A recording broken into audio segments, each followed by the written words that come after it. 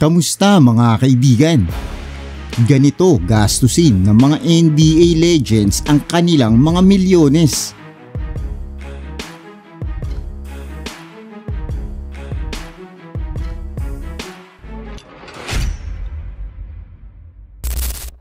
Simulan natin kay Michael Jordan sa kanyang mamahaling G550 private jet na nilagyan niya ng bar, personal wifi at ginawa niyang elephant print ang pintura nito na nagkakahalaga ng $350,000 para lang maging kapareha ng kanyang sapatos.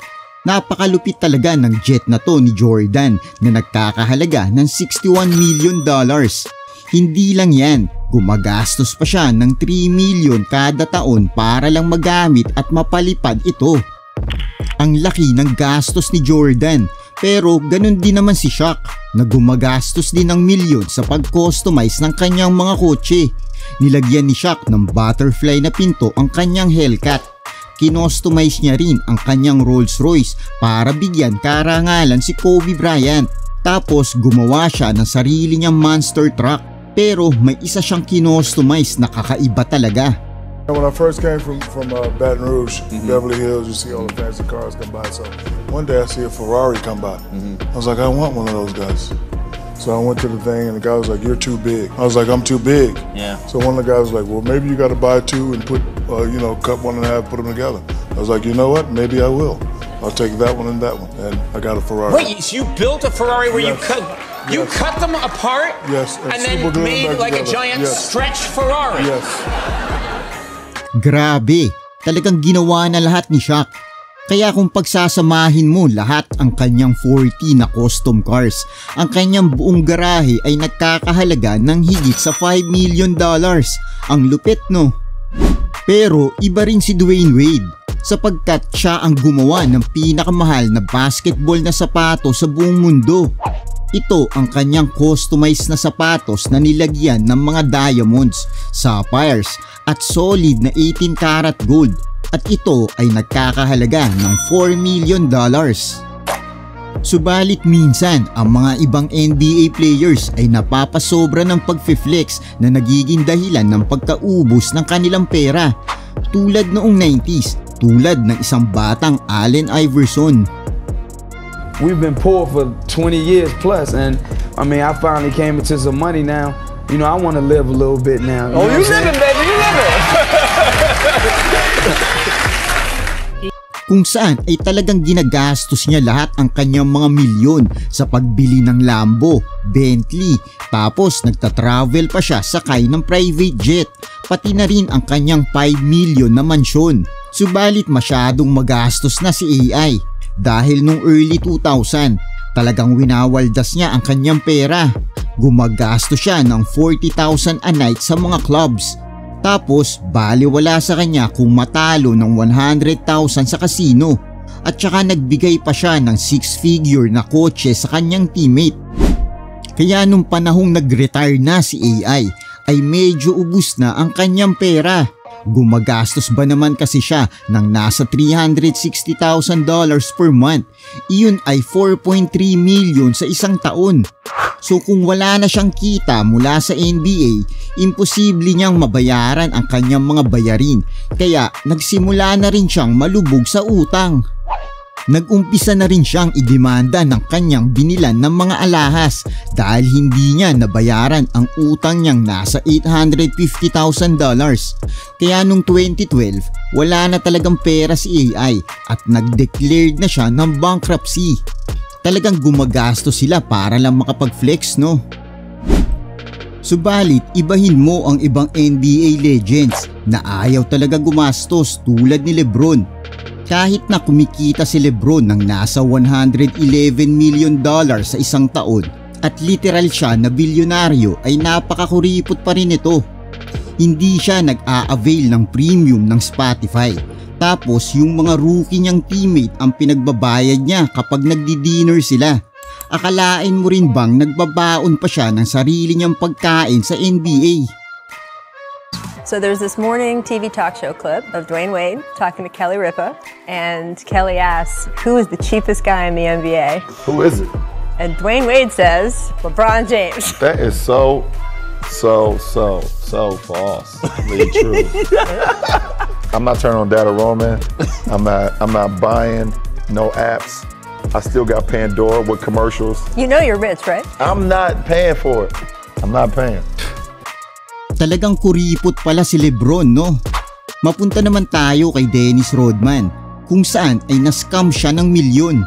Kilala din naman si Rodman na magastos, kagaya ng $750,000 para sa kanyang mga alahas, $1 million para sa beach house at $100,000 para sa kanyang mga luho sa katawan. Noong mid-2000, nag-hire si Rodman na magmamanage ng kanyang pera. Kinuha niya ang kanyang malapit na kaibigan na si Peggy Fulford. Noong una ay maayos naman ang ginagawa ni Peggy sa pag-handle ng finances ni Rodman.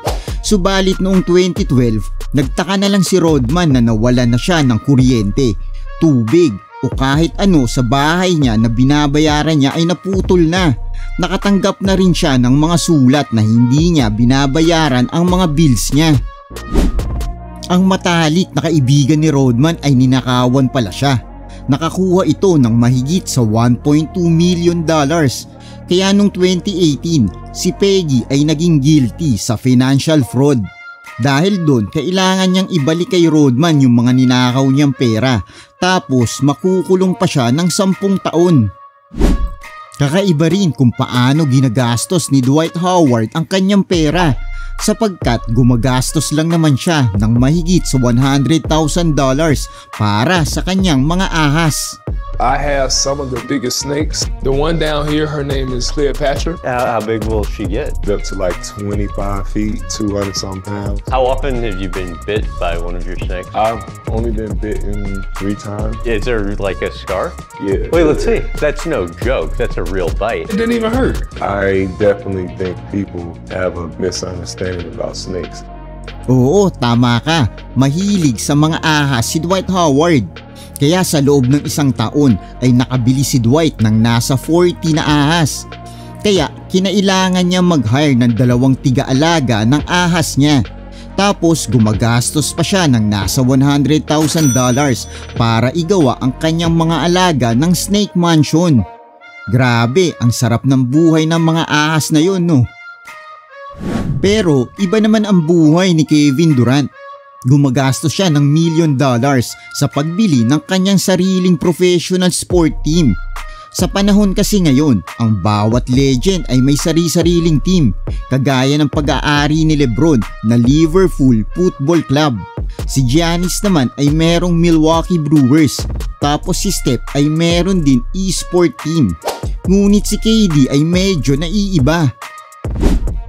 Dahil noong 2022, gumastos siya ng mahigit sa $1 million para maging owner ng isang Major League Pickleball team. Medyo kakaiba nga, pero wag ka, ang sport na yon ay ang fastest growing sport ngayon sa Amerika. Pagdating naman kay Charles Barkley na merong addiction, gumagastos lang naman siya ng nasa $10 million sa pagsusugal. Noong panahon na siya ay nasa NBA, pumupusta siya laban sa kanyang mga kalaban. Alam naman natin na bawal ito, kaya noong 1990 ay nagkaproblema si Chuck sa liga. Kaya napilitan siya maghanap ng bagong paraan para magsugal. Kaya ang ginawa niya ay nagpunta siya sa Sin City, ang Las Vegas, at doon siya tumaya ng malaki para magsugal. You know, I went to Vegas a bunch of times and won $1 million in a weekend. Probably 10 times. But I've also went to Vegas and lost $1 million probably 3 times that much. Kaya lang malaki ang naging talo ni Barkley doon. Kaya noong 2008, ang Wynn Casino sa Las Vegas ay dinemanda siya. Sinasabing may utang siya na $400,000 sa kanila. Maswerte na lang din si Chuck na nabayaran niya ito. Dahil sa pangyayaring iyon, natakot si Barkley, kaya nagpahinga na muna siya sa pagsusugal sa kasino at nakontrol na rin ang kanyang pagka-addict sa pagsusugal. Ayon din kay Chuck, ang pinsala ng kanyang addiction sa sugal ay umabot ng mahigit sa $20 million. Grabe talaga ang addiction ni Chuck. Subalit hindi lang siya nag-iisa dahil si Giannis naman ay obsessed sa pagbili ng mga sapatos. How many shoes do you own now? Around 4,000 pairs of shoes. Wait, 4,000 pairs of shoes. Grabe, siya ay merong 4,000 na pares ng sapatos. Ang lahat ng sapatos na yun ay gumasto si Giannis ng at least $480,000. Greek freak o mas bagay yata ang shoe freak. Tapos si James Harden naman ay gumastos ng mahigit sa $1 million sa isang gabi. Oo, sa isang gabi. Kasi noong 2017, noong naglalaro pa si Harden para sa Houston Rockets, siya palagi ay naghahanap ng lugar para mag-chill at mag-party. Kaya nang mapunta siya sa pinakamalupit na club sa Houston, ang The Dream, doon ay nag-party talaga ng malupit si Harden. Akalain mo bang umubo siya dito ng nasa $1.4 million sa isang gabi? Ang lupit, no? Ngayon, pag-usapan naman natin si Russell Westbrook. Gumagastos lang naman kasi siya ng milyon sa pagbili ng mga damit niya. Si Russell kasi ay nasa fashion na talaga kahit noong bata pa siya. Kaya naman nung kumikita na siya sa NBA, mas lalo pa siya naging fashionista, kung saan ang kanyang mga outfit ay nagiging headlines. Kaya naman araw-araw ay palaging bago ang kanyang mga damit. Now, I heard that you don't wear the same outfit twice. Is that true? Yes. Kung ganito ka naman talaga manamit ay talaga namang gagastos ka ng malaki. Ayon nga kay Russ, ay gumagastos siya ng nasa $350,000 sa damit niya taon-taon. Pero si Steph Curry ay mas malupit dahil noong 2022, pagkatapos nilang manalo ng ika-4 na NBA Championship, gustong mag-celebrate ng big time ni Steph. Kaya bumili si Steph ng kanyang sariling vacation home. Ito ay 4,200 square foot na mansyon sa Winter Park, Florida sa halagang $2.1 million. Nakita na natin ang mga legends kung paano nila gastusin ang kanilang mga milyon. Ngayon naman, tignan natin kung paano gastusin ni Jordan ang kanyang bilyon. Noong siya ay NBA player pa, hindi siya masyado mahilig gumastos. Bumili lang siya ng ilang kotse at isang mansyon. Wala namang kakaiba para sa katulad niyang si Michael Jordan. Subalit nung siya ay nag-retired na, doon na nagsimula ang paggastos ni Jordan ng malaki. $15 million para sa kanyang sariling golf course, $25 million para sa isang team ng NASCAR, at $88 million para sa yate na hindi lang isa kundi dalawa. At noong 2010, binili ni Jordan ang Charlotte Hornets sa halagang $175 million. Ang deal na yun ay makasaysayan dahil hindi lang ginawa nito na si Jordan ang unang NBA player na nagmay-ari ng isang team, kundi ginawa pa siya nitong bilyonaryo. Ngayon, may isa pa tayong legend na pag-uusapan, si Kobe Bryant. Kung paano niya nga ba ginastos ang kanyang milyon. Noong 2007, itinayo ni Kobe Bryant ang Kobe and Vanessa Bryant Family Foundation na may isang layunin lamang na tulungan ang mga nangangailangan. Iyon mismo ang ginawa niya, mula sa pagbubukas ng social services building para tulungan ang mga kabataang walang tirahan, pati na ang pagdodonate ng $1 million para tulungan ang mga veterans. Ang passion kasi ni Kobe ay tumulong at magpasaya.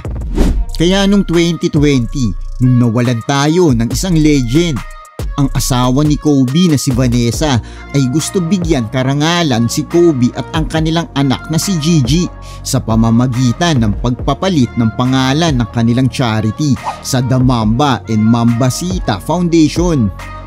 At ang organization na ito ay magiging proud si Kobe dahil nakakapag-raise ito ng $millions taon-taon para tulungan ang mga batang mahihilig sa sports. Wow!